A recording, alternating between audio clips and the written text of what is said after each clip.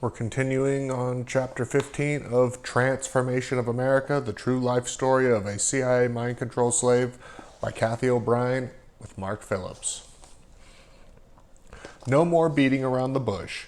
It was a sunny fall day in 1983 when U.S. Congressman Guy Vanderjagt met with my CIA operative mind control handler, Alex Houston, my then 3.5-year-old daughter Kelly, and me on the steps of the U.S. Senate in Washington, D.C. Washington, D.C. Kelly appeared familiar with Vanderjagt, although I never previously remembered seeing her in his company. Even so, I could not think to realize he was, in fact, sexually abusing her just as he did me when I was a child. Vanderjagt knelt on one knee in front of her to talk with her, assuring her that today was a special day because she would see Uncle George Bush while Mommy sees Uncle Ronnie Reagan. He stood up and took her by the hand, saying in Alice in Wonderland cryptic language, "Let's go on an adventure together," and led her quietly and robotically away.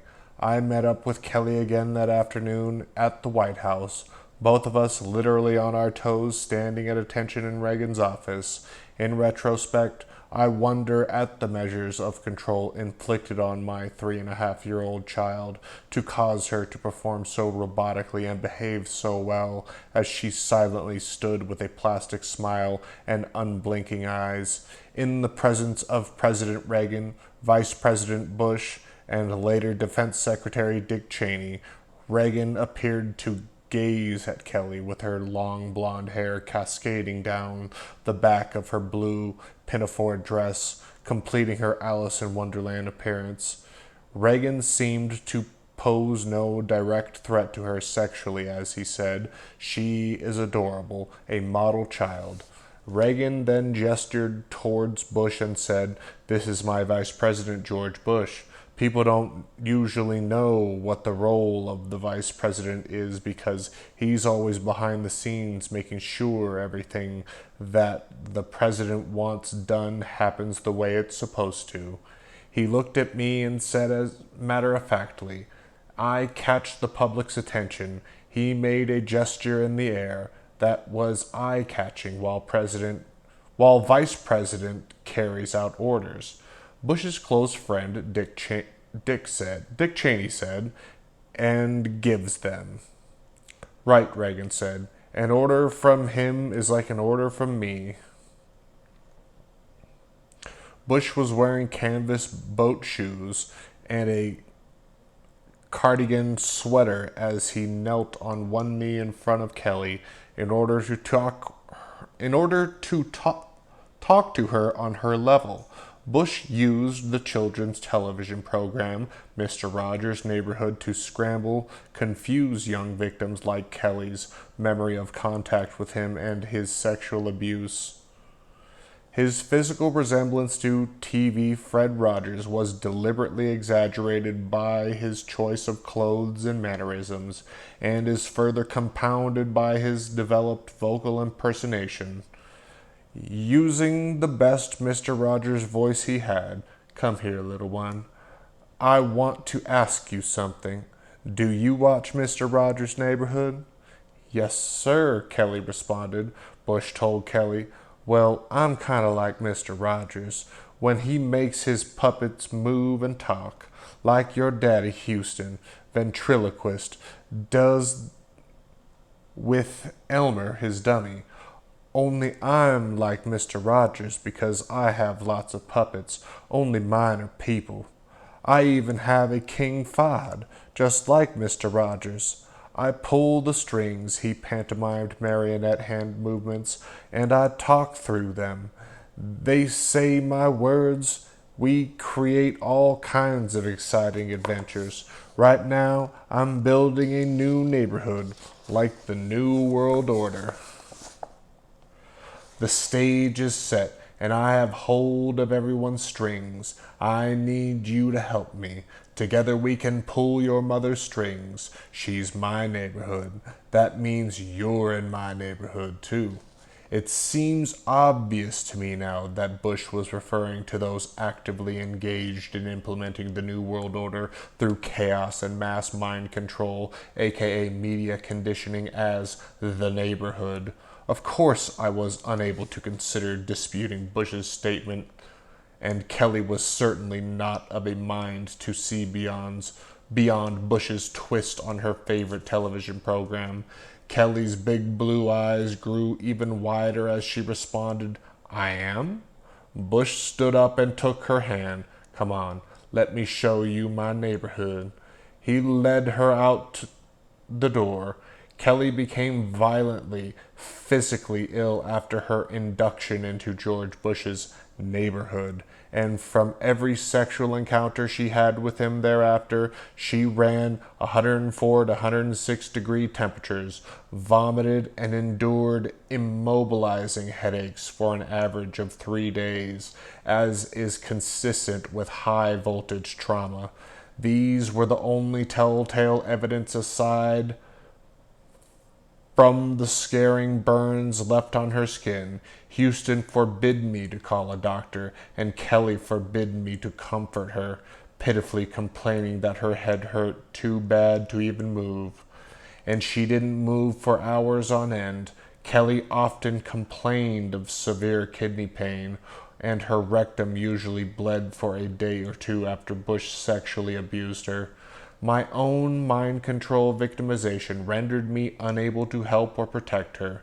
Seeing my child in such horrible condition drove my own wedge of insanity in deeper, perpetuating my total inability to affect her needs until our rescue by Mark Phillips in 1988. Kelly's bleeding rectum was but one of many physical indicators of George Bush's pedophile perversions. I have overheard him speak blatantly of his sexual abuse of her on many occasions. He used this and threats to her life to pull my strings and control me. The psychological ramifications of being raped by a pedophile president are mind-shattering enough, but reportedly Bush further reinforced his traumas to Kelly's mind with sophisticated NASA electronic and drug mind control devices. Bush also instilled "who you gonna call" and "I'll be watching you" binds on Kelly, further reinforcing her sense of helplessness. The systematic tortures and traumas I endured as a child now seem trite in comparison to the brutal physical and psychological devastation that George Bush inflicted on my daughter. As soon as the door closed behind Bush and Kelly, Dick Cheney reached over to Reagan's desk from his seat and flipped over the hourglass. "Oz, Kelly's time is running out. You better pay attention and follow orders as though her life depends on it, because from now on, it always does. If you make one mistake, then I'll get her, my pretty." Reagan said, "George is like a director. He makes sure the stage is set to implement the New World Order as I envision it. Then he makes sure everyone has a script and knows their part. He tells them how to speak and when to speak it, how to dress and, patting my head, how to wear their hair. He gets everything and everyone in place and hollers, 'Action.'" Reagan shouted through his hand as though it were a megaphone and rambles on, "All the world's a stage. I'm the wizard. But he is directing the show, so you better pay attention and learn your part well from him." Cheney interrupted. "George and I will be working closely on a few projects together, and when you see him, you'll see me. When you're given orders from him, you're given orders from me." "She knows the chain of command, Dick," Reagan injected, referring to his perception of who was in charge and in what order. "President, Vice President, Habib, Cheney, Byrd, etc. may have been chain of command in Reagan's mind, but Cheney's definition was necessary to my understanding. From my perspective, the chain of command was clearly Bush, Cheney, Habib, Reagan, Aquino, and lastly, on par with my handler Houston, Byrd, all of which was subject to change at any given moment. Cheney just rolled his eyes at Reagan's comment and never slowed down as he continued. Right now, a stage is being set and you will be directed by the Vice President on just how he wants you to do your part in setting the stage for Mexico's role in the New World Order. Reagan jumped in again. With the world in order, there will be world peace. By strategically placing an American patriot dedicated to the cause of spreading democracy in all parts of the world, we can influence the thinking of every nation's leader and paint them a picture of freedom and American values that they'll never forget. They'll spread it to the people, and the whole planet will be of one mind, one purpose, one cause, freedom. You'll be talking with some of these friends and leaders from time to time on my behalf.